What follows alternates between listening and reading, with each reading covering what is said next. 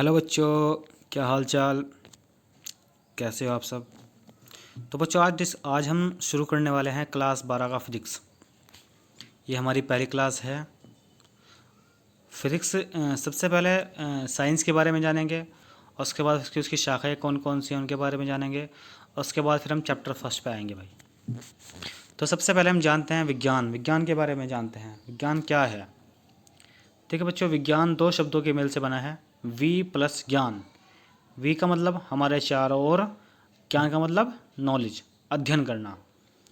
हमारे चारों ओर जितनी भी वस्तु है उन सभी के बारे में अध्ययन करना या ज्ञान प्राप्त करना ही क्या है बच्चों, विज्ञान है।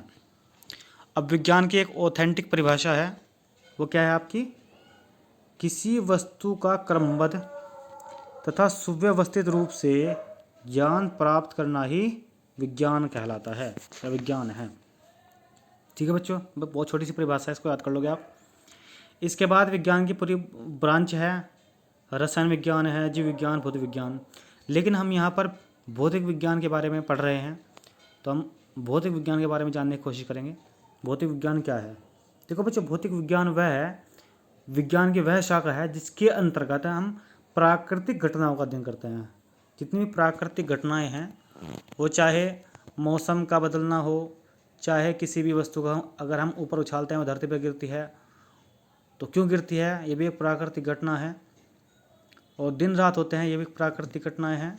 सूरज पृथ्वी के जो चक्कर आपस में चक्कर लगाते हैं, अपने अक्ष पर घूमते हैं, ये सभी प्राकृतिक घटनाएं हैं।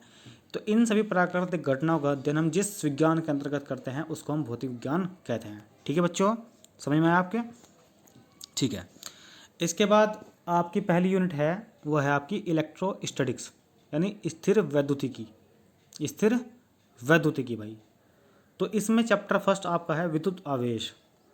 तो शुरू करते हैं चैप्टर फर्स्ट के बारे में जानते हैं भाई।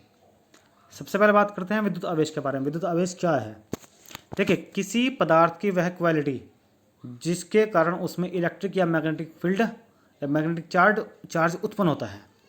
किसी पदार्थ का वह गुण जिसके कारण उसमें विद्युत तथा चुंबकीय प्रभाव, चुंबकीय इफेक्ट उत्पन्न होता है, उसको बोलते हैं विद्युत आवेश। जैसे कि हमारे पास कोई लोहे का टुकड़ा है, अगर मैं उस पर किसी तार में बिजली आ रही हो और मैं उस पर वो लगा दूँ तो उसमें करंट प्रवाहित होगा, ये उसका गुण है भाई। तो जो ये गुण है, इस गुण को ही बोलते हैं विद्युत आवेश। दोबारा फिर समझो परिभाषा क्या है, किसी पदार्थ का वह गुण जिसके कारण उसमें विद्युत तथा चुंबकीय प्रभाव उत्पन्न होता है, विद्युत आवेश कहलाता है। अब आगे चलते हैं, इसे स्मॉल क्यू से डिनोट करते हैं। यह एक अदिश राशि है। देखिए, राशि दो प्रकार की होती है आपकी, एक सदिश राशि, एक अदिश राशि। सदिश राशि होती है जिसमें दिशा और परिमाण दोनों होते हैं, लेकिन अदिश राशि में परिमाण होता है लेकिन दिशा नहीं होती। इसका मात्रक क्या होता है बच्चों, इसका मात्रक होता है कूलाम। कितने प्रकार का होता है ये, दो प्रकार का होता है। कौन कौन सा, धनावेश और ऋणावेश। धन आवेश और ऋण आवेश बच्चों, ये प्लस वाला चार्ज है और आपके ये माइनस वाला चार्ज है। तो बात करते हैं धन आवेश क्या है। देखिए, जिसमें प्रोटॉन्स की अधिकता होती है या इलेक्ट्रॉन्स की कमी होती है, वह धन आवेशित वस्तु कहलाती है। और जिसमें इलेक्ट्रॉन्स की यानी इलेक्ट्रॉन जो माइनस वाले होते हैं उनकी अधिकता होती है, ऋण आवेशित वस्तु कहलाती है। अब बच्चों इसके बाद डिस्कस करते हैं विद्युत आवेश का प्रवाह। किसका बच्चों, विद्युत आवेश का प्रवाह। देखिए, विद्युत आवेश दो प्रकार के आपके, एक धनावेश वाला, एक ऋणावेश वाला। तो धनावेश का प्रवाह कैसे होता है और ऋणावेश का प्रवाह कैसे होता है। तो बच्चों, जो धनावेश होता है उसका प्रवाह अंदर से बाहर की ओर होता है। ठीक है बच्चों, अंदर से बाहर की ओर होता है। ऋण आवेश का प्रवाह अंदर से बाहर की ओर बच्चों होता है। ठीक है, धनावेश का प्रवाह। और जो आपके पास ऋण आवेश है उसका प्रवाह आप सब जानते हैं, जान चुके हैं क्या होता है। ऋण आवेश का प्रवाह जो होता है आपका बाहर से अंदर की ओर होता है। तो हमने क्या क्या पढ़ा भाई, विद्युत आवेश क्या है, उसका मात्रक क्या है, ठीक है, किससे दर्शाते हैं उसको, कितने प्रकार है, उनके बारे में डिस्कस करा हमने। उसके बाद फिर विद्युत आवेश का प्रवाह कैसे होता है उसके बारे में हम डिस्कस करा।